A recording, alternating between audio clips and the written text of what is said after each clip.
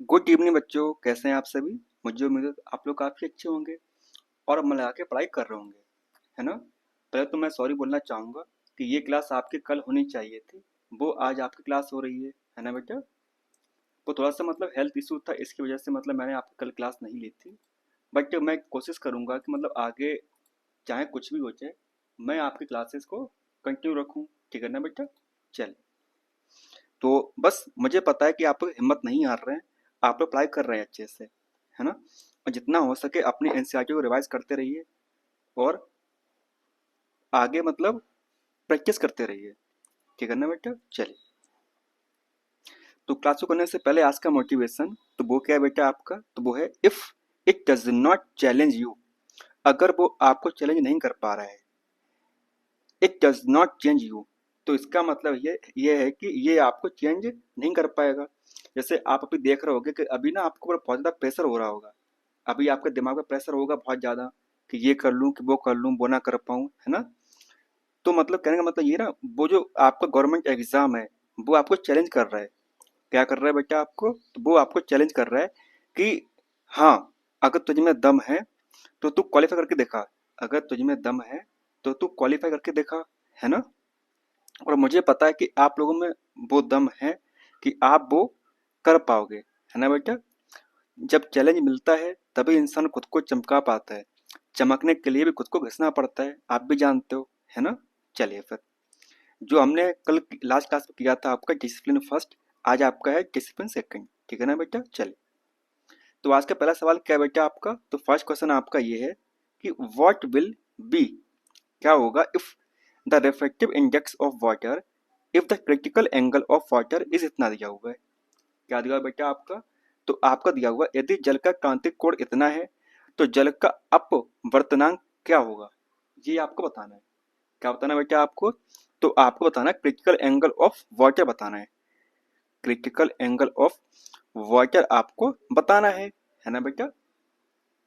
अब देखिए, जैसे आपने देखा होगा कि ये आपकी सतह हो जाती है ना। उसके बाद में ये क्या बेटा आपका, तो ये आपका नॉर्मल हो गया आपका। ये क्या हो गया आपका, तो ये आपका हो गया नॉर्मल, ठीक है ना। अब जब अगर यहाँ से रे आएगी इस प्रकार से, है ना, तो वो कहाँ जाएगी बेटा, वो थोड़ी सी बेंड हो जाएगी, है ना। अगर ये कि रेयर है आपका, रेयर मीडियम है आपका, और ये आपका अगर डेंसर मीडियम है, तो क्या होगा, उसकी तरफ झुक जाएगी आपकी जो रे होगी आपकी, है ना। ये आपकी इस प्रकार से आपकी रे हो जाएगी, ठीक है ना बेटा। थोड़ा सा यहाँ पे अजीब सा हुआ है ना। ये आपका रेफ्रेक्ट, ये आपका क्या है, इंस सॉरी, ये आपका इंसिडेंट रे है। और ये क्या है बेटा आपकी, तो ये आपकी है रिफ्लेक्टिव रे है आपका। ये भी आप जानते होगे, बेसिक चीज है आपकी, है ना, आप सबने पढ़ा होगा। अगर अगर क्या हो बताइए कि अगर ये कि आपका इससे ना होकर कहाँ पहुंचा बेटा, आपके यहाँ से चली जाए, है ना, तो इसको क्या बोलते हैं, इसको बोलते हैं क्रिटिकल एंगल। समझ पा रहा है ना। जैसे इसका एक फॉर्मूला होता है। क्या फॉर्मूला होता है आपका, देखिए, इसका होता है फॉर्मूला होता है आपका। तो फॉर्मूला क्या होता है आपका बताइए। आपका एक वो थे ना साइंटिस्ट थे जिनका नाम था स्नेल। तो स्नेल के हिसाब से उन्होंने एक नियम दिया था, स्नेल लॉ। और वो क्या था बेटा, तो वही था ना, sine theta sine i upon sine r, है ना। तो उसी प्रकार से हम क्या करेंगे, हम लगाएंगे वैल्यू। क्या लगाएंगे बेटा अब आपकी, देखिए, साइन थीटा सी वाला और साइन आपका 90 डिग्री। क्रिटिकल एंगल कितना होता है बेटा आपका, 90 डिग्री का होता है, पता है आपको, है ना। और आगे का हो जाएगा आपका, तो आगे हो जाएगा आपका म्यू टू वन, है ना। जब से हम सॉल्व करेंगे तो आगे क्या आ जाएगा बेटा आपका, आगे आएगा आपका mu equal to one upon sine theta आपका आ जाएगा, क्योंकि साइन थीटा कितना, साइन 90 कितना होता है आपका, वन होता है आपका, है ना बेटा। अब उसके बाद में यहाँ पे कितना दिया हुआ आपका, साइन थीटा कितना दिया हुआ आपका, तो वो दिया आपका 48.2 दिया हुआ आपका, है ना। क्या दिया हुआ बेटा आपका, तो वो दिया हुआ आपका 48.2 आपको दिया हुआ है, कौन, साइन दिया हुआ आपका, है ना। कितना दिया हुआ, 48.2 आपका दिया हुआ है। देखिए यहाँ पर दिया हुआ है ना बेटा, है ना। जब इसे हम सॉल्व करेंगे तो कितना आ जाएगा बेटा आपका, तो वो आपका आ जाएगा 1.9 1.34 आपका आ जाएगा, ठीक है ना। तो क्या हो जाएगा आपका इसका आंसर, तो इसका आंसर हो जाएगा आपका 1.34, यानी कि जो आपको ऑप्शन नंबर ए है आपका, वो आपका करेक्ट आंसर हो जाएगा। लेकिन अगर आपको ये चीज सॉल्व नहीं करनी है, अगर आपको चीज सॉल्व नहीं करनी है, तो आपके एनसीईआरटी में बेटा क्या है, आपके एनसीईआरटी में ये चार्ट दिया होगा क्लास 10th की आपके एनसीईआरटी में, है ना। जैसे एयर का आपका रेफ्रिजरेटर इंडेक्स कितना दिया हुआ है, तो वो दिया हुआ 1.003, यानी कि 1 अप्रॉक्स हो जाता है आपका। यहाँ पे देखिए आपका क्या था बेटा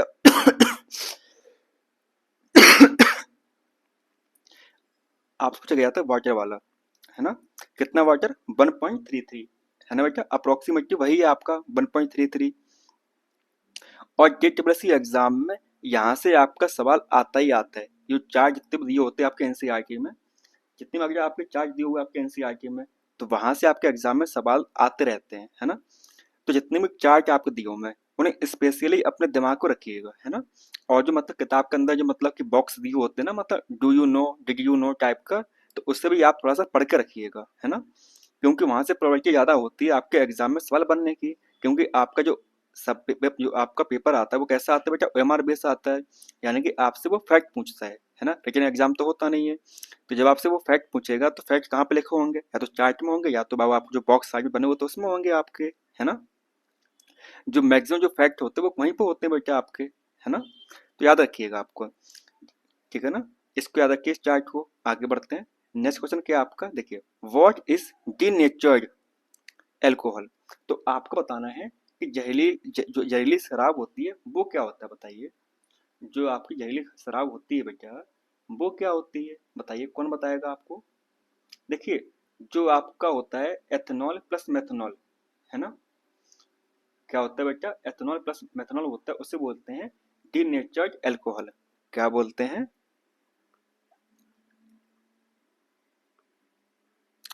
एथेनॉल प्लस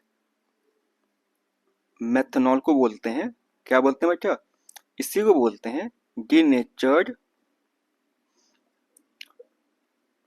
एल्कोहल बोलते हैं, है ना। और ये कैसा होता है बेटा, बताइए। ये होता है आपका, कैसा होता है, पॉइजनस हो जाता है आपका, है ना। कैसा हो जाता है बेटा आपका, ये होता है पॉइजनस होता है आपका, सॉरी। इसमें ना अजीब सी स्मेल आती है, गंदी सी स्मेल आती है ना। और पीने में कैसा लगता है, काफी अजीब कड़वा कड़वा सा लगता है आपको, है ना। समझ पा रहे हैं ना, जिन लोगों ने मतलब पिया होगा वो लोग जानते होंगे। देखिए, इसका करेक्ट आंसर क्या है बेटा, इसका करेक्ट आंसर है the mixing of colour and methanol to ethanol for the purpose of industrial use, ठीक है ना। औद्योगिक उपयोग के उद्देश्य से एथेनॉल में रंग और मेथनॉल का मिश्रण होता है, कौन आपका, डीनेचर्ड एल्कोहल, है ना बेटा। तो इसका आंसर हो जाएगा आपका ऑप्शन नंबर ए, आपका करेक्ट आंसर हो जाएगा, ठीक है ना। चल आगे बढ़ते हैं। अगला सवाल क्या है आपका, तो नेक्स्ट क्वेश्चन आपका एम्फोटेरिक ऑक्साइड, किसकी बात हो रही है बेटा, तो यहाँ पर बात हो रही है आपकी उभयधर्मी ऑक्साइड की बात हो रही है, ठीक है ना।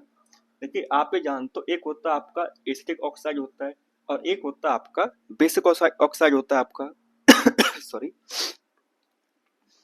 एक होता है आपका एसिटिक ऑक्साइड होता है आपका, और एक होता है आपका क्या बेटा, तो एक होता है आपका बेसिक ऑक्साइड होता है, ठीक है ना। अब जो एसिड ऑक्साइड होता है वो क्या होता है, बताइए पहले। जैसे आपने देखा होगा, क्या देखा होगा, जो जैसे आपके हो गए आपके क्या, कार्बन डाइऑक्साइड हो गया आपका, सिलिकॉन ऑक्साइड हो गया आपका, ये सब क्या है बेटा आपके, तो ये सब है आपके एसिटिक ऑक्साइड्स हैं आपके, है ना। और जैसे आपका जैसे आपका हो गया कॉपर ऑक्साइड हो गया आपका, है ना। या आपका मैग्नीज ऑक्साइड हो गया आपका, मतलब मैग्नीशियम ऑक्साइड हो गया आपका, ये क्या होता है बेटा, ये आपका होता है बेसिक ऑक्साइड, ठीक है ना। कुछ आपके होते हैं एम्फोटेरिक ऑक्साइड, क्या होते हैं बेटा, एक होता है आपका एम्फोटेरिक ऑक्साइड होता है ना। एम्फोटेरिक का ही मतलब होता है कि मतलब आपका दोनों, क्या होता है बेटा, विच फॉर्म सॉल्ट, है ना, with the chemical reaction with acid, और क्या बेटा, बेस आपका, है ना। क्या होता है आपका ये, तो ये होता है, क्या बोल रहे हैं, which form a salt with the with the chemical reaction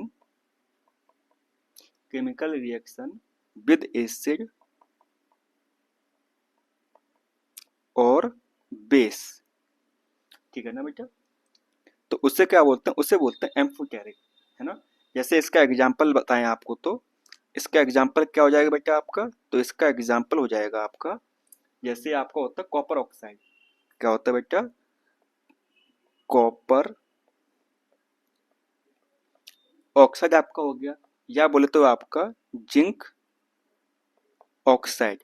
ये क्या हो गए आपके? तो ये आपके हो गए एम्फोटेरिक ऑक्साइड के एग्जाम्पल हो गए आपके। ठीक है ना बेटा?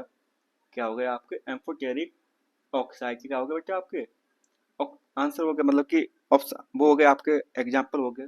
देखिए, जैसे आप देख पा रहे यहाँ पर ऑप्शन नंबर ए में, metal oxide which react with both acid as well as bases to produce salt and water. अगर कोई भी मेटल ऑक्साइड अम्ल या क्षार से क्या करता है, बताइए क्या करता है? अभिक्रिया करता है और लवण और जल बनाते हैं, तो उन्हें हम क्या बोलते हैं? उन्हें हम बोलते हैं एम्फोटेरिक ऑक्साइड। क्या बोलते हैं उन्हें बेटा हम? तो उन्हें हम बोलते हैं एम्फोटेरिक ऑक्साइड बोलते हैं। तो इसका भी हो जाएगा आपका ऑप्शन नंबर ए, आपका करेक्ट आंसर आपका हो जाएगा। ठीक है ना? चल आगे देखिए, सवाल आपके एग्जाम में क्या पूछा गया आपसे। देखिए, the neutral source of oxalic acid. क्या बोल रहा है आपसे? तो आपसे पूछ रहा है जो नेचुरल सोर्स होता है किसका? ऑक्जेलिक एसिड का। किसकी बात हो रही है बेटा? तो यहाँ पे बात हो रही है आपकी ऑक्जेलिक अम्ल की बात हो रही है। तो आपको बताना कि इसका जो प्राकृतिक सोर्स है वो क्या है? किसका? ऑक्जेलिक एसिड का। आपके पास ऑप्शन क्या क्या है? जैसे नेचुरल स्टिंग हो गया आपका, बिच्छू का जो स्टिंग होता है ना?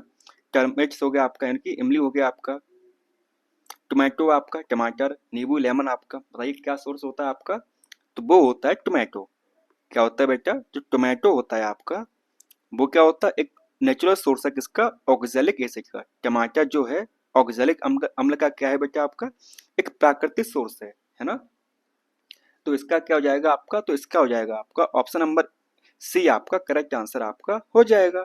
ठीक है ना? चलिए आगे बढ़ते हैं। जैसे आपके एनसीईआरटी में, क्लास 10 के एनसीईआरटी में जो आपका चैप्टर है एसिड बेस एंड सॉल्ट, उसमें ये कुछ दिए हुए हैं, जैसे आपका vinegar, acetic acid, orange citric acid, है ना? टेमरेंट्स यानी कि मतलब टार्टरिक एसिड आपका, टोमेटो ऑक्जेलिक एसिड आपका, है ना? सोर्स मिल्क यानी कि सोर मिल्क यानी कि कर्ड जो आपका दही होता है, उसमें क्या होता है बेटा आपका? उसमें आपका लैक्टिक एसिड होता है आपका। लेमन में सिट्रिक एसिड आपका हो जाएगा आपका। अनटेस्टिंग मतलब जो आपकी चीटी जो जंक होता है उसमें क्या होता है? Methanoic acid. और आपका नेचुरल स्टिंग, इन दोनों में क्या होता है बेटा आपका? इन दोनों में होता है आपका मेथनोइक एसिड आपका होता है दोनों में। ठीक है ना? तो बात समझ में आई आपको? तो ये जो चार्ट है बेटा आपके लिए क्या है? स्टार पॉइंट है आपका, है ना? चाहे कुछ भी हो जाए, इससे आप भूल के नहीं जाएंगे अपने एग्जाम में। ठीक है ना? समझ पा रहे हैं ना आप लोग कि आप जो सवाल आता है वो कहाँ से आता है बेटा? आपके एनसीईआरटी से आता है। बस फर्क इतना होता है कि हमने अपनी एनसीईआरटी पढ़ी नहीं होती अच्छे तरीके से, और जो एनसीईआरटी पढ़ोगे तो कैसे काम चलेगा, है ना? चले नेक्स्ट क्वेश्चन क्या हमारा कि which among the following which one which among the following is the most reactive metal. तो आपको बताना सबसे रिएक्टिव मेटल कौन सा है इनमें से, है ना? कि निम्नलिखित में से कौन सी सबसे अधिक अभिक्रियाशीलता धातु है? जैसे एक सीरीज होती है आपकी, इसे बोलते हैं रिएक्टिविटी सीरीज। क्या बोलते हैं बेटा इसे हम? तो इसे हम बोलते हैं रिएक्टिविटी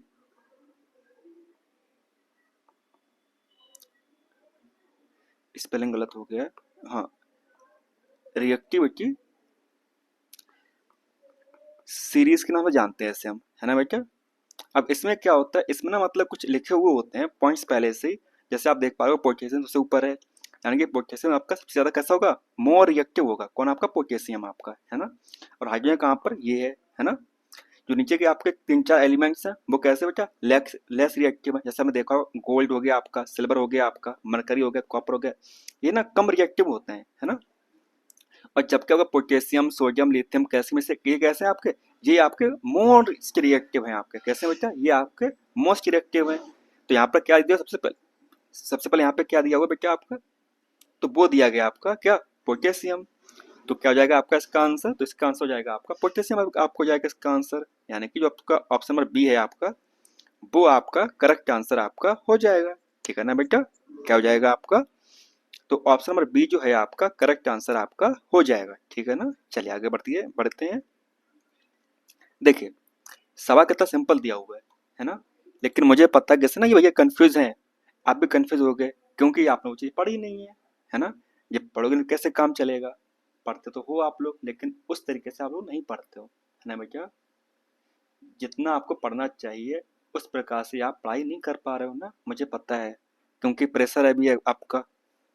देखिए क्या बोल रहा है, when a ray of light passes from optical rare medium to an optical denser medium, क्या बोल रहा है ये देखिए, ये बोल रहा है कि आपका ये मतलब की लाइन है ना, ये आपका है रेयर मीडियम और ये है बेटा आपका क्या, तो ये है आपका डेंसर मीडियम है आपका, है ना। बोले तो जब एक प्रकाश की किरण विरल माध्यम से कहाँ जा रही है, सघन माध्यम में जा रही है, ये कैसा बेटा आपका, तो ये आपका है विरल माध्यम है आपका, है ना। क्या है आपका, विरल माध्यम है आपका। और ये क्या बेटा आपका सघन माध्यम है, सघन माध्यम है ना। जैसे आप जानते हो कि ये क्या होता है बेटा आपका, ये आपका होता है नॉर्मल, है ना। क्या होता है बेटा आपका, तो ये है आपका नॉर्मल हो गया आपका ये है आपका नॉर्मल है ना। अगर कोई भी रे अगर कोई भी रे यहाँ से पास करती है, क्या करती है बेटा, अगर कोई भी रे यहाँ से पास करती है, रेयर से जंक्शन में जाती है, तो आप भी जानते हो तो क्या होगा, वो थोड़ी सी हो जाएगी बेंड। क्या हो जाएगी बेटा, वो थोड़ी सी बेंड हो जाएगी किस तरफ, नीचे तरफ थोड़ी सी बेंड हो जाएगी आपकी, जो भी आपकी रे रहेगी आपकी, है ना बेटा। जैसे ये यहाँ से गई और ये यहाँ से आपके इस प्रकार से मुड़ गई। तो ऐसा क्यों होता है, ऐसा इसलिए होता है कि जो आपका इंसिडेंट रे होती है वो कैसी होती है, ज्यादा होती है एज कम्पेयर टू जो आपकी रहती है वहां पे आपका, है ना। तो इसका क्या हो जाएगा बेटा आपका, तो इसका हो जाएगा आई जो होगा बड़ा हो जाएगा किससे, आर से, है ना। तो बोले तो आपका जो ऑप्शन नंबर सी है आपका, वो क्या है आपका करेक्ट आंसर आपका हो जाएगा, है ना। क्या हो जाएगा बेटा आपका, तो इसका आपका हो जाएगा जो आपका ऑप्शन सी है आपका, वो आपका करेक्ट आंसर आपका हो जाएगा। क्योंकि आपसे क्या पूछा गया बेटा, आपसे पूछा गया है कि जो एंगल है आई, वो कौन सा बड़ा होगा। जैसे अभी देख पा रहे हो आप यहाँ पर, देखिए ये एंगल है आपका आई वाला और ये एंगल है आपका आर वाला, है ना। तो कौन सा एंगल बड़ा है बेटा आपका, तो आई बड़ा है आपका एज कम्पेयर टू आर आपका, है ना। इंसिडेंट जो आपका एंगल ऑफ इंसिडेंस है बेटा, वो ज्यादा बड़ा है as compare to angle of refraction, यानी कि जो आपका आपतन कोण जो है वो ज्यादा है किससे, अपवर्तन कोण के मुकाबले। ठीक है ना, बात समझ में आई, चलिए आगे बढ़ते हैं। सवाल दिया हुआ आपसे एग्जाम में, क्या पूछा गया आपसे, the retina of I contain millions of receptors, बिल्कुल सही बात है। जो रेटिना होता है आपकी आंख का, उसके पास क्या होते हैं, बिलियंस ऑफ रिसेप्टर्स पाए जाते हैं। तो उन्हें क्या बोलते हैं, सवाल ये है कि आंख के रेटिना में कौन से नामक लाखों ग्राही होते हैं, बताइए कौन कौन से होते हैं। ये बात आप भी जानते हो, रॉड और कोन जो सड़ और शंकु जो दोनों प्रकार के होते हैं, वो क्या होते हैं बेटा, वो आपकी आंख में पाए जाते हैं, है ना। तो इसका हो जाएगा आपका ऑप्शन नंबर डी जो है आपका, वो आपका करेक्ट आंसर हो जाएगा। ठीक है ना, देखिए आपके आंसर क्या लगती है बेटा, यहाँ पर देखिए आ जो है आपकी ह्यूमन आई आई जो है, मतलब वो कैसी है, मोस्ट वैल्यूएबल है और सेंसिटिव ऑर्गन है बेटा, आप भी जानते हो, है ना। ठीक है ना, यहाँ तक कोई दिक्कत है आपको, देखिए द ह्यूमन आई में क्या होता है, कॉर्नी कैमरा होता है, मतलब कैमरा क्या तरह काम करती है। इट्स लेंस जो सिस्टम होता है वो क्या होता है, इमेज में जैसे ना लाइट सेंसिटिव होता है, जिसे हम क्या बोलते हैं, हम बोलते हैं रेटिना बोल देते हैं। क्या बोल देते हैं बेटा, ये होता है आपका रेटिना हो जाता है आपका, जो आपके आगे होता है, जो लेंस होता है आपका, है ना। लाइट एंटर द आई, है ना, थ्रू अ थिन मेम्ब्रेन, जिसे हम क्या बोलते हैं, जिसे हम बोलते हैं कॉर्निया बोलते हैं। जो पतली सी जो लेयर होती है ना, जिससे आपकी रोशनी मतलब लाइट आपके अंदर जाती है, उसे क्या बोलते हैं, उसे बोलते हैं कॉर्निया। ठीक है ना बेटा, क्या बोल देते हैं उसे हम कॉर्निया बोल देते हैं हम, है ना। बात समझ रहे हो ना। आगे बोला गया कि it forms the transparent world on the front of the surface of the eye wall. यहाँ पर दिख रहा है आपको इमेज इस प्रकार से आपका, है ना।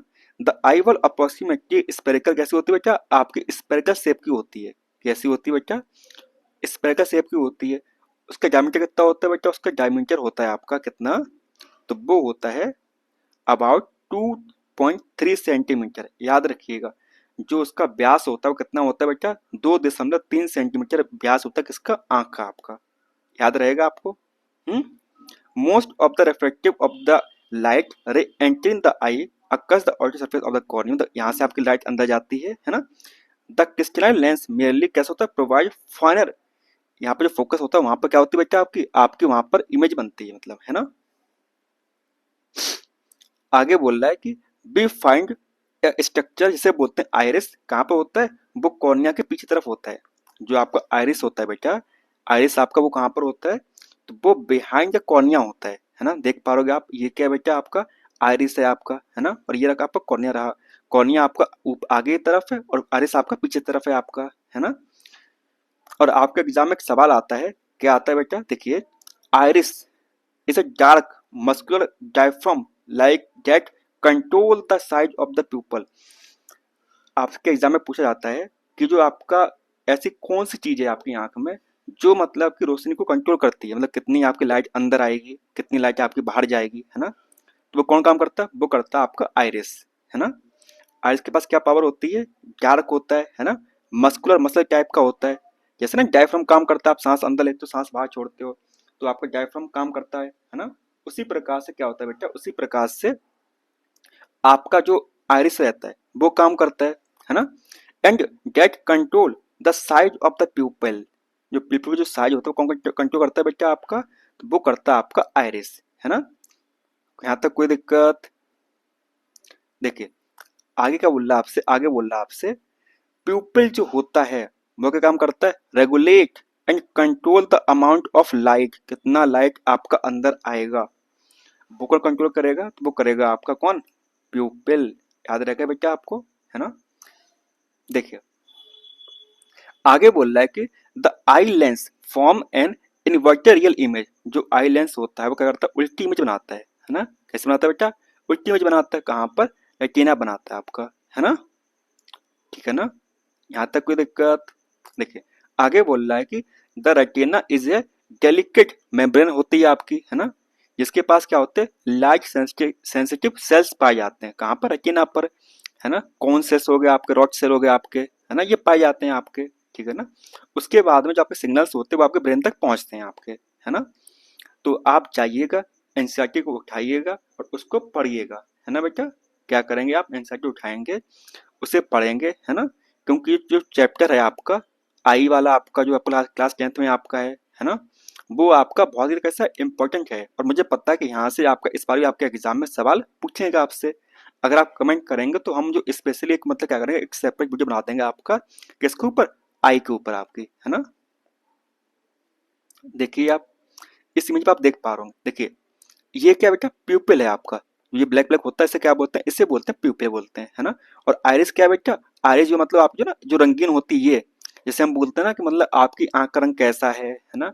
किसी का रंग मतलब कि ब्लैक होता है, मैं ज्यादातर मतलब किसकी आंखें मतलब कि भूरी होती हैं, किसी की आंखें कंजी होती हैं, है ना। तो वो होती क्यों है, तो वो होती है ड्यू टू आपका आइरिस। किसकी वजह से होती है बेटा आपकी, तो वो होती है आपकी जो आपकी आइरिस होती है उसकी वजह से होती है ना। और पीपल तो आप जानते ही हो जो ब्लैक ब्लैक होता है आपका, है ना बेटा। चले बाकी आप लोग समझदार हैं, कोई भी दिक्कत हो बता दीजिए, कमेंट कर दीजिए, मैं आपको नेक्स्ट क्लास में वो चीज़ समझा दूंगा, है ना बेटा। देखिए आधा घंटा हो गया, अभी हमारे सिर्फ 7 सवाल हो पाए अभी, है ना।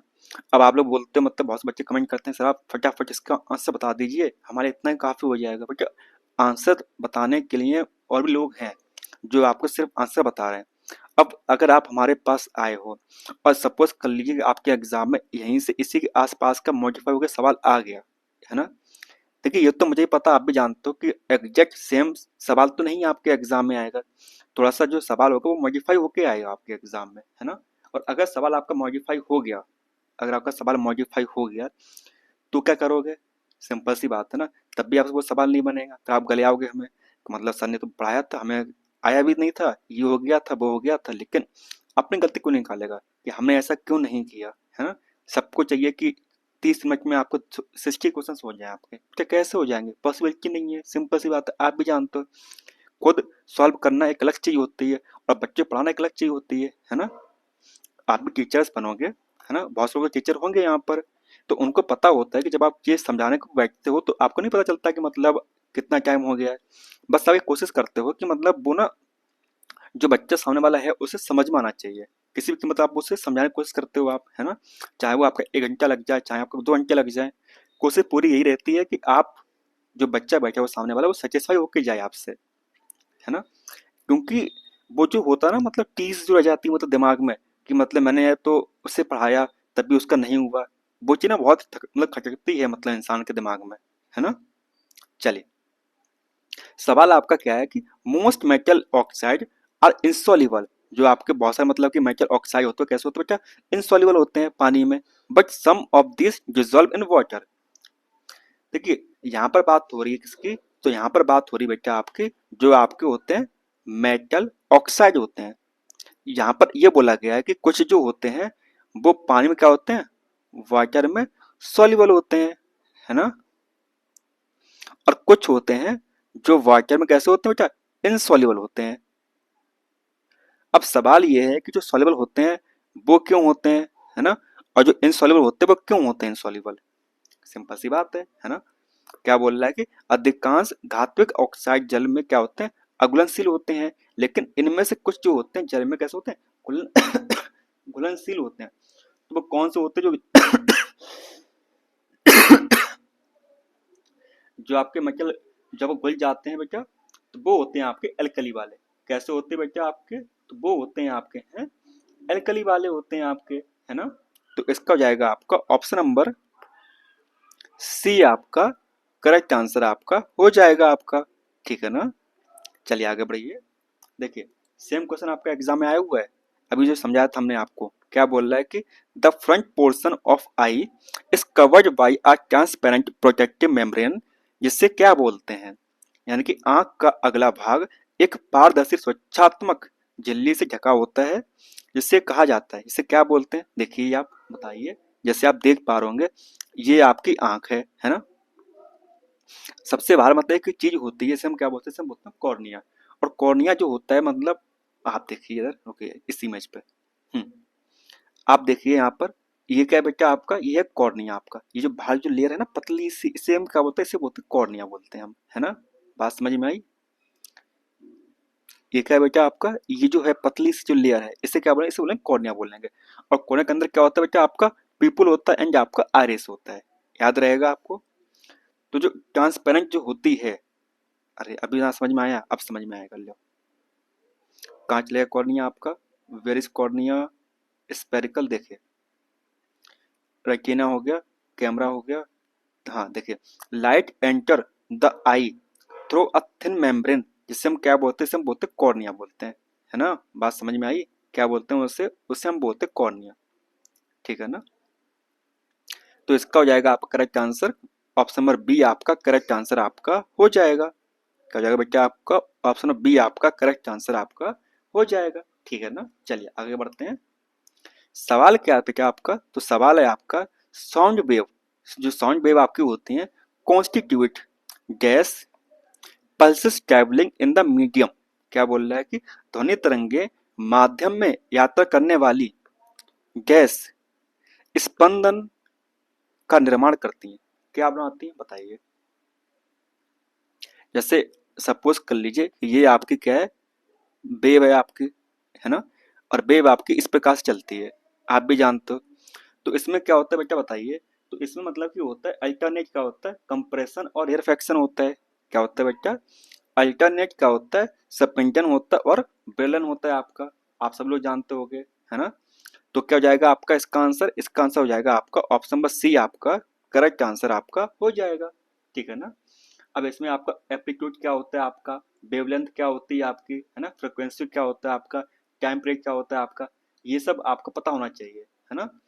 और ये बात आप भी जानते हो, जो ऐसा यूनिट होती है फ्रिक्वेंसी की, वो क्या होती है बेटा? आप तो वो होती है आपकी हर्ट्ज। जो आपकी एस आई यूनिट होती है किसकी बेटा? किसकी बताइए? फ्रिक्वेंसी की। तो वो क्या होती है आपकी, तो वो होती है आपकी हर्ट्ज होती है आपकी, है ना। याद रहेगा आपको, जो क्लास 10th में दिया हुआ है ना, जाके अच्छे से पढ़ लीजिएगा उससे वहाँ पे, है ना। इतना टाइम नहीं कि हम मैं सब कुछ आपको समझा दूँ वहाँ के। चलिए, सवाल क्या है बेटा आपका, तो सवाल आपसे पूछा गया है कि gas solution is a purple dye. कैसा बेटा आपका, पर्पल डाई है ना। आगे बोल रहा है कि which is extracted from lichen, जो कहाँ से निकाला गया बेटा आपका, जो लाइकन होती है वहां से निकाला गया, लाइकन से, है ना। A plant belonging to the division of thallophytes, तो वो जो है मतलब वो कहाँ से बिलोंग कर रहा है, वो बिलोंग कर रहा है थैलोफाइट्स, मतलब जो बच्चा मतलब बायो से होगा उसे पता होगा मतलब जो थैलोफाइट्स क्या होते हैं, है ना। और और and is commonly used as a indicator, और इससे हम एज ए इंडिकेटर तरह मतलब यूज करते हैं। तो बताइए वो क्या है। गैस विलयन एक बैंगनी रंग का है ना, जिससे थैलोफाइटा समूह में से संबंधित पादप लाइकेन से निकाला गया है। किससे निकाला गया बेटा, लाइकेन से निकाला गया है ना।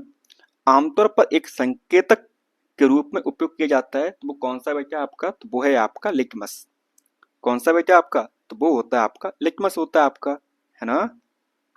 लिटमस पेपर नाम तो सुने होंगे, लाल नीला, है ना। कैसा होता है बेटा आपका, लाल नीला आपका, है ना। यहाँ तक कोई दिक्कत बताइए। हम्म। आपका फिनोप्थलीन, आयोडीन, आपका मेथल ऑरेंज, इन सबको ना आप पढ़ के जाइएगा। जो चैप्टर आपका एसिड बेस एंड सॉल्ट वाला, उसमें ये चीज साफ साफ दिखी हुई कि मतलब किसमें क्या परिवर्तन हो जाएगा, है ना। किसमें क्या होगा, जब अम्ल में डालोगे तो क्या होगा, जब क्षार में डालोगे तो क्या होगा आपका। इन सबको दिमाग में रखना है, चाहे कुछ भी हो जाए, ठीक है ना। चलिए आगे बढ़ते हैं। सवाल क्या है बेटा आपका, तो सवाल आपसे पूछा गया the term atomic size refer to the gas of a atom. क्या बोल रहा है कि आणविक आकार शब्द किस की परमाणु की गैस को संदर्भित करता है। यानी कि जो एटॉमिक साइज होता है बेटा, क्या होता है बेटा, जो आपका एटॉमिक साइज होता है वो किसको डिनोट करता है बताइए। सिंपल सी बात है, किसको करेगा, रेडियस को करेगा, है ना। किसको करेगा बेटा आपका, जो रेडियस होता है उसी को करेगा, है ना। तो इसका हो जाएगा आपका ऑप्शन नंबर डी आपका करेक्ट आंसर हो जाएगा, है ना। समझ पा रहे ना। और आपके एग्जाम में सवाल आता है कि एटॉमिक साइज, अगर आपकी पीरियोडिक टेबल जो है आपकी क्लास से 10th में जो चैप्टर दिया हुआ है, मुझे पता है कि जो नई एनसीईआरटी है उसमें वो चैप्टर हटा दिया गया है, लेकिन मतलब वो जो हटाया गया ना बेटा, वो बच्चों के लिए हटाया गया। आप टीचर हो और जो सिलेबस दिया हुआ है आपका JEE का, उसमें आज भी वो चैप्टर्स हैं। तो कोशिश कीजिए कि आपकी जो ओल्ड एनसीईआरटी उससे आके पढ़ाई करें, उससे पढ़ें आप लोग, है ना। ठीक है ना। देखिए, जो साइज होता है आपका एटम का, वो आप अगर नीचे आते हो, ग्रुप में नीचे आते हो आप, तो क्या होता है आपका साइज बढ़ता है, देख पा रहे हो आप, है ना। साइज क्या है बेटा आपका, बढ़ रहा है ऊपर से नीचे आने पे, है ना। और अगर आप लेफ्ट से राइट जा रहे हो, कहाँ जा रहे हो बेटा, आप लेफ्ट से राइट जा रहे हो, तो क्या होगा, आपका साइज कम होगा। नीचे आओगे साइज बढ़ेगा, इधर जाओगे तो आपका साइज घटेगा। याद रहेगा आपको, ऊपर से नीचे आओगे आपका साइज जो होगा, आकार जो होगा वो बढ़ेगा किसी भी आइटम का। और अगर लेफ्ट से राइट जाओगे तो क्या होगा, आपका आकार कम हो जाएगा। ठीक है ना, यहाँ तक कोई दिक्कत। चले, सवाल आपसे क्या पूछ रहा है कि which of the following is most commonly formed from the reaction of N acid and alcohol. क्या बोल रहा है, तो ये बोल रहा है कि निम्नलिखित में से कौन सा अम्ल और अल्कोहल की अभिक्रिया से सबसे अधिक बनता है। बताइए, अगर हम एल्कोहल एल्कोहल और क्या है बेटा आपका एसिड है, अगर ये करवा दें तो क्या बनेगा, सवाल ये है बताइए। अब बहुत से बच्चे बोलेंगे हम क्या जाने, हैं हमको क्या पता कहाँ बनेगा। जैसे ये मतलब आपके भैया बोल रहे हैं कि हमको क्या पता, तुम जानो, तुम पढ़ा रहे हो, हैं एग्जाम खुद देना जाके आप लोगों को खुद ही पता ना कि कहाँ बनेगा, हैं क्या ऐसे कैसे काम चलेगा ना। क्लास 10 की जो एनसीईआरटी है उठा के उसके पन्ने पलटिए, बहुत दिन हो गए किताब में रखा, मतलब जो अलमारी में रख के जो धूल खा रही है। तो क्या बनेगा आपका, तो आपका बनेगा ईस्टर। क्या बनेगा बेटा आपका, तो आपका बनेगा ईस्टर होता ना, वो बनता है मैक्सिमम टाइम अगर अल्कोहल रिएक्ट विद एसिड। क्या बनेगा आपका, जो प्रोडक्ट होगा क्या बनेगा बेटा आपका, तो वो बनेगा आपका ईस्टर बनेगा। ठीक है ना। तो इसका हो जाएगा आपका करेक्ट आंसर क्या, ऑप्शन नंबर ए आपका करेक्ट आंसर आपका हो जाएगा। ठीक है ना।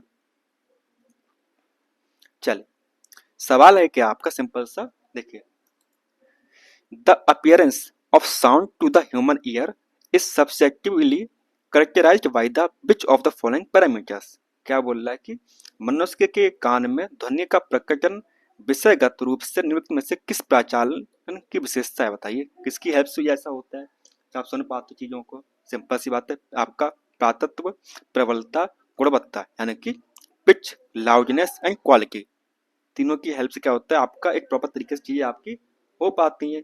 तो इसलिए इसका हो जाएगा क्या बेटा, जो आपको ऑप्शन नंबर कौन सा है, सी वाला आपका करेक्ट आंसर आपका हो जाएगा, ठीक है ना। चलिए, सवाल है, विच of the following reaction produce insoluble salt. क्या बोल रहा है कि निम्नलिखित में से कौन सी अभिक्रिया अघुलनशील रबड़ उत्पन्न करती है, बताइए ऐसे कौन सी रिएक्शन है। क्लास 10th, मुझे पता सब बच्चों ने पढ़ा होगा, लेकिन इस प्रकार से ना मुंह मत बनाइए, ठीक है ना। बस ये कि आप रिवाइज कीजिए और वो चीज आपके दिमाग में बैठ जाएगी, सिंपल सी बात है। तो आपको बताना है कि ऐसी कौन सी अभिक्रिया होती है जो कि इंसॉल्युबल सॉल्ट को बनाती है। क्या बनाती है बेटा, अघुलनशील रबड़ उत्पन्न करती है, बताइए ऐसी कौन सी अभिक्रिया होती है। सब ने पढ़ा होगा, कौन सी होती है बेटा आपकी, तो वो होती है आपकी जो प्रेसिपिटेशन रिएक्शन होती है, वो रिएक्शन होती है ना। अब इसमें क्या होता है बताइए, इसमें मतलब आपका कोई भी आपकी जो एनसीईआरटी है उसमें एक एग्जाम्पल लिखा होगा, क्या लिखा होगा बेटा, देखिए, जैसे सोडियम क्लोराइड, क्या बेटा आपका सोडियम क्लोराइड अगर ये करता किसके साथ में, आपका सिल्वर सिल्वर नाइट्रेट, क्या बेटा आपका सिल्वर नाइट्रेट के साथ में क्या करता है, अभिक्रिया करता है AgNO3, ये क्या बेटा इसे बोलते हैं सिल्वर नाइट्रेट बोलते हैं।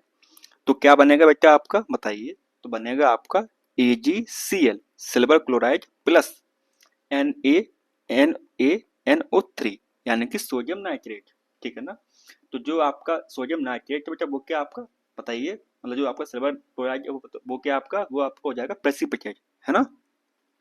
तो इसको बोलते हैं प्रेसिपिटेट प्रेसिपिटेशन रिएक्शन, ठीक है ना, कोई दिक्कत। चल, तो इसका हो जाएगा आपका ऑप्शन नंबर डी आपका करेक्ट आंसर हो जाएगा। बाकी आपको डिकम्पोजिशन रिएक्शन क्या होती है, रिएक्शन क्या होता है, ऑक्सीडेशन क्या होता है, क्लास 10th में अच्छे से लिखा हुआ है, जाके पढ़िएगा अच्छे से, है ना। और आपको तब भी समझ में ना आए तो मुझे कमेंट कर दीजिएगा, नेक्स्ट क्लास में मैं आपको उसका आंसर दे दूंगा, ठीक है ना बेटा। बस इस प्रकार से मुंह ना बनाइए। चलिए आगे देखते हैं। अरे बाबा, किस प्रकार का सवाल आ गया, इतना लंबा लेंथी क्वेश्चन आ गया, बन गया मुंह बच्चों का है।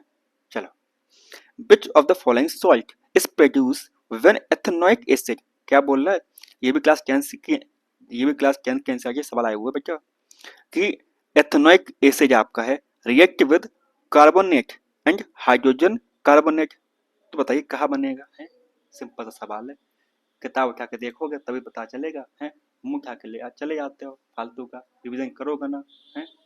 क्या बोल रहा है कि जब एथेनोइक अम्ल जब एथेनोइक अम्ल कार्बोनेट तथा हाइड्रोजन कार्बोनेट के साथ क्या करता है, अभिक्रिया करता है, क्या करता है बेटा, अभिक्रिया करता है, तो निम्नलिखित में से कौन सा द्रव्य उत्पन्न होता है, तो क्या बनता है बेटा, फिर उसके बाद में बताओ बताओ बताओ क्या बनेगा, कौन बताएगा, तो बनेगा आपका सोडियम एसीटेट, क्या बनेगा बेटा आपका, तो बनेगा है आपका सोडियम एसीटेट आपका बनेगा, है ना। क्या बनेगा बेटा, तो सोडियम एसीटेट आपका बन जाएगा। अब कैसे बनेगा देखिए बताते हैं अभी आपको, देखिए ये रहा आपका CH3COOH, यानी कि ethanoic acid react with hydrogen carbonate, यानी कि क्या होता है आपका बताइए NaHCO3, है ना। तो क्या बनेगा बेटा आपका बताइए, अभी बताए थे आप लोग, क्या बन जाएगा आपका, तो ये बन जाएगा आपका CH3COONA, इससे क्या बोलेंगे, इससे बोलेंगे सोडियम एसीटेट बोलेंगे, है ना। और साथ में आपका वाटर, पानी जो है आपका वो निकलेगा और कार्बन डाइऑक्साइड भी आपके रिलीज होगी बेटा, है ना, ठीक है ना। अब इसे जो बना है आपका, इसे हम क्या बोलेंगे, इसी को हम बोलते हैं सोडियम एसीटेट बोलते हैं, ठीक है ना। अब किताब उठाइए, पढ़िए बैठ के, है ना। बाकी जो आपके ऐसा की जो सीरीज चल रही है आपके मॉर्निंग में 7 AM पर, और ना हो तो आप जाकर उसे देख सकते हैं, है ना। चलिए, सवाल पूछा गया आपसे क्या कि find the maximum height a wall will reach if is thrown vertically up at a speed of 4 metre per second. यहाँ पे जी दिया हुआ आपका 10 मीटर पर सेकंड दिया हुआ आपका। क्या बोल रहा है कि यदि गेंद को 4 मीटर प्रति सेकंड की गति से ऊर्ध्वाधर ऊपरी मुखी फेंका जाता है तो वह कितनी अधिकतम ऊंचाई तक पहुंच जाएगी। यानी कि आपको निकालना है मैक्सिमम हाइट। क्या निकालना है बेटा आपको? तो आपको निकालना है मैक्सिमम हाइट निकालनी है ना, याद रखिएगा। क्या निकालना है? अधिकतम ऊंचाई निकालनी है आपको। अब कैसे कैसे निकालोगे बेटा बताओ, है ना। इसका सिंपल सा फॉर्मूला होता है, क्या होता है बेटा? एच इक्वल टू, किसी ने याद हो आप लोगों को कि एच इक्वल टू क्या होता है? तो यू स्क्वायर अपॉन 2g, है ना। अब यू कितना दिया हुआ बेटा आपका बताओ, यू कितना है आपका बताइए। यू आपका दिया हुआ 4, है ना। 4 मीटर पर सेकंड दिया हुआ आपका, 4 का स्क्वायर अपॉन 2, जी कितना हुआ 10 दिया हुआ है, 4 चौक 16, है ना 16 और 2 दाई 20। इसे काटो पीटो, कितना आ जाएगा बेटा आपका? तो ये आ जाएगा आपका, बताइए कितना आ जाएगा आपका? तो ये आपका आ जाएगा 0.8 मीटर आपका आंसर आ जाएगा, है ना बेटा। तो क्या हो जाएगा आपका? तो इसका हो जाएगा आपका correct answer option number D, आपका करेक्ट आंसर आपका हो जाएगा। सवाल ही था बस टफ, है ना। ये मत सोचो कि मतलब फिजिक्स के सवाल सारे टफ होते हैं। कुछ सवाल टफ होते हैं लेकिन बहुत से सवाल ऐसे होते हैं काफी सिंपल होते हैं, क्योंकि उन्हें भी पता है कि आपको 120 मिनट्स में 200 क्वेश्चन आपको करने हैं, है ना। और साथ में आपके 20 सवाल, आपके 20 क्वेश्चन आपके मैथ के, और 20 क्वेश्चन बेटा आपके किसके होंगे? रीजनिंग के होंगे। अगर उनको भी मिला लिया जाए तो आपके पास इतना टाइम नहीं होगा कि आप वो चीज कर पाए, है ना। तो इसलिए मुंह ना बनाए, पढ़े बस। चले आगे बोल रहा है कि which of the following is called lime और क्विक लाइम। किससे हम लाइम या क्विक लाइम के नाम से जानते हैं बताओ, है ना। निम्नलिखित में से किसे चूना या अनबुझा चूना कहते हैं? बताओ किसे कहते हैं? तो वो कहते हैं कैल्शियम ऑक्साइड को। जो आपका कैल्शियम ऑक्साइड है उससे क्या बोलेंगे? उससे बोलते हैं चूना या अनबुझा चूना, ठीक है ना। क्या बोलेंगे इससे बेटा? तो इसे हम बोलेंगे कैल्शियम ऑक्साइड को, यानी कि CaO। ये क्या बेटा आपका? इसे बोलते हैं कैल्शियम ऑक्साइड, से हम बोलते हैं, है ना, याद रहेगा। अब यहाँ पे लिखा होगा कैल्शियम कार्बोनेट। कैल्शियम कार्बोनेट क्या होता है बेटा बताओ, ये क्या होता है? तो ये होता है आपका CaCO3। कैल्शियम कार्बोनेट आपका हो गया, है ना। कोई दिक्कत? चलो आगे बढ़ते हैं, टाइम कम बचा हुआ है। क्वेश्चन आपको सॉल्व करवाना है फटाफट। यहाँ पे लिखा हुआ देखो क्या लिखा हुआ है, क्लास 10th के एनसीईआरटी। फटाफट साफ से लिखा हुआ वहाँ पर, ये सवाल का ना हो तो इसे ये बता भैया देख रहे हैं ना, अपनी एनसीईआरटी देख रहे हैं, उसी प्रकार से आप जाके एनसीईआरटी देखो वहाँ पे जाके, ये इस प्रकार से पढ़िए जाके वहाँ पे, है ना। कि which of the following reaction are used in black and white photography. क्या बोल रहा है? सफेद और जो काली फोटोग्राफी जो होती है, ब्लैक एंड व्हाइट जो फोटोग्राफी होती है, उसमें कौन सा कहा यूज होता है बताओ, है। तो वहां पर यूज होता है डिकम्पोजिशन रिएक्शन ऑफ AgCl। कहा होता है भैया वहां पर? तो वहां पर होता है डिकम्पोजिशन रिएक्शन ऑफ AgCl। रुको, यानी कि जो आपका ऑप्शन नंबर बी है आपका, AgCl की अपघटन अभिक्रिया कहा होती है भैया? तो डिकम्पोजिशन रिएक्शन होता है, यानी कि AgCl क्या होता है आपका, Ag में आपका क्या होता है? कन्वर्ट हो जाता है ना। चलिए आगे बढ़ते हैं। सवाल है क्या आपका? तो सवाल है बेटा आपका metal carbonate and metal hydrogen carbonate plus acid salt, hmm, तो कहाँ बनेगा बता भैया, है। एक मिनट है, रुक जाओ तनिक। यहाँ पर एरो आएगा बेटा, है ना। क्या आएगा बेटा? यहाँ पर एरो आएगा, ठीक है ना। यानी कि मेटल धातु कार्बोनेट धातु हाइड्रोजन कार्बोनेट प्लस अम्ल, है ना। तो क्या बना आपका? नमक बन गया और पानी बन गया। और यहाँ पे क्या बनेगा बेटा आपका? बताओ बताओ बताओ। तो यहाँ बनेगा आपका CO2, कार्बन डाइऑक्साइड। अभी करके आए हुए हैं, देखो कहाँ किए थे हम। रुको रुको, ये देखो, ये देखो, ये देखो, है ना। Ethanoic acid carbonate hydrogen carbonate कहाँ बना? यहाँ पे ये बन गया, और ये पानी, और साथ में क्या है? Carbon dioxide. याद रहेगा ना? देखो सॉल्ट बना था आपका, नमक बन गया, कार्बन डाइऑक्साइड और पानी। देख रहे हो बेटा, सवाल यहाँ पर रिपीट हो रहे हैं, है ना? तो कोशिश की थी हमने 30 सवाल आपके करवाएं, लेकिन समय ना लग जाता है बेटा, क्योंकि जो क्वेश्चंस होते हैं अगर वो चीज़ आपको समझ में ही ना आए तो क्या फ़ायदा, आप भी हमें गले आएंगे और मैं भी कुछ वो थोड़ा सा मतलब पैनिक करूंगा कि मतलब बच्चों को समझ में ही नहीं आया, है ना? मैंने अपना बेस्ट दिया उसके बाद भी। तो बाकी आप जानते हैं पीडीएफ आपको कहाँ मिलेगी, पीडीएफ बेटा आपको यहाँ पर मिलेगी, ठीक है ना? बाकी जो शॉर्ट्स और रील्स होती है वो कहाँ मिलती है बेटा आपको, तो वो आपको यहाँ पर मिल जाती हैं आपको, है ना? आप सभी समझदार हैं, बहुत अच्छे बच्चे हैं, है ना? मुझे पता है जैसे मैं आपको सहयोग कर रहा हूँ उसी प्रकार से आप भी मेरा सहयोग करेंगे, ठीक है ना बेटा?